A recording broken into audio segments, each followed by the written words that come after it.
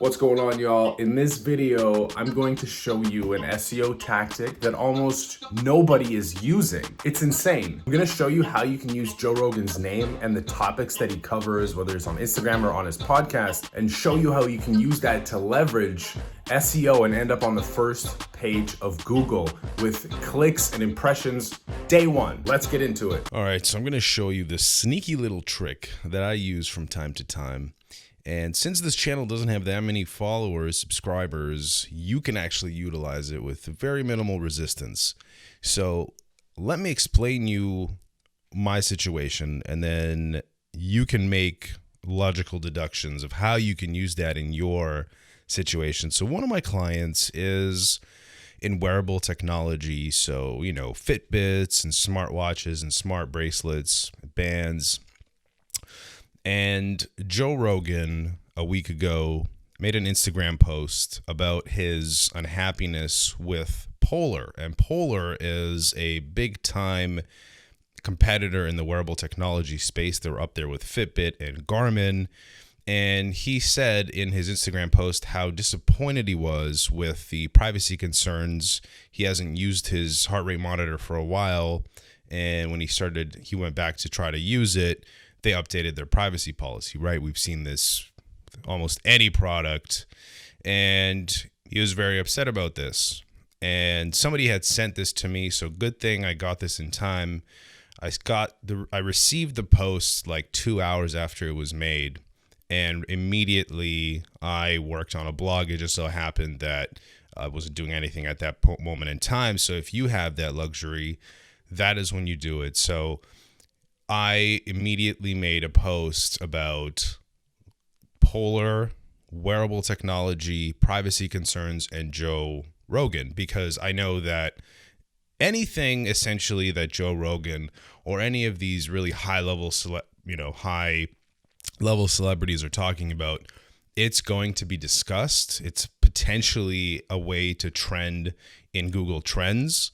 And if you're out on it first, then, you know, it can really make an impact on SEO. And I'm going to show you exactly what happened. So this is a look at my Google Search Console.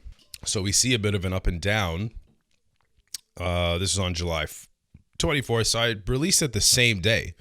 And it was getting, on day, looks like day 3. I don't think I saw anything for day 1. And this is when it started to go up.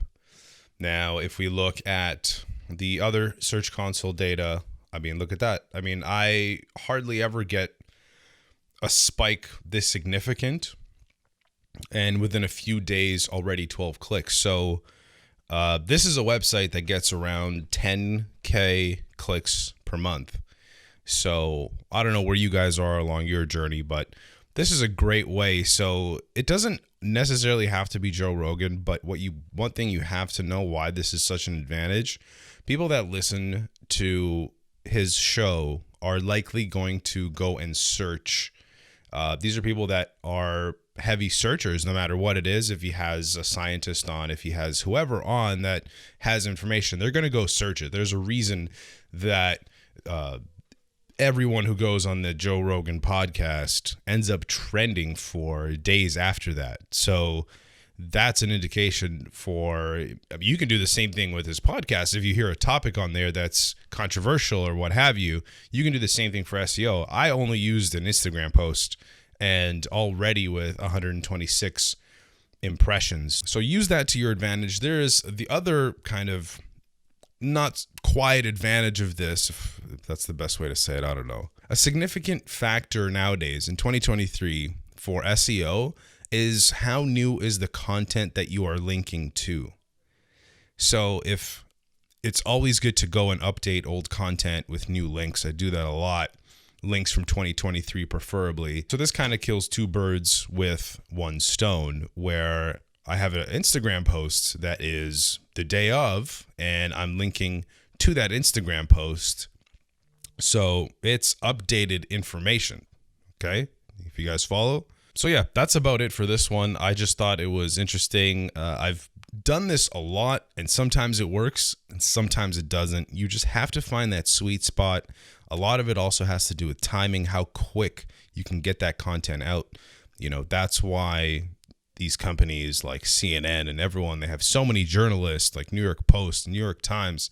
They have so many journalists that on a drop of a dime, they can release this content. You have to make sure, you have to be careful, because certain topics are not going to pick your blog up no matter what the authority is, because they're always going to gravitate towards the big news networks like CNN and Fox and whoever, NBC. So it depends on what your topic is. If it's a little bit more obscure, you're going to have a huge advantage.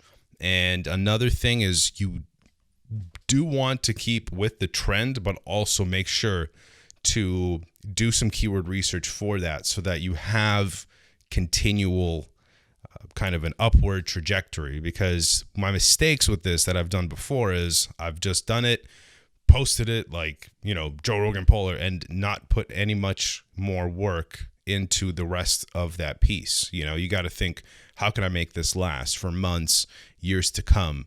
So don't just force it out there. It'll work, but you want to make sure that you do something for the long run. Sometimes there's blogs that just won't do that. If that's all you're looking for, just a quick hit, that's good. Stop. Don't go. Please subscribe, like the video, leave comments. If you want to hate, do it right here.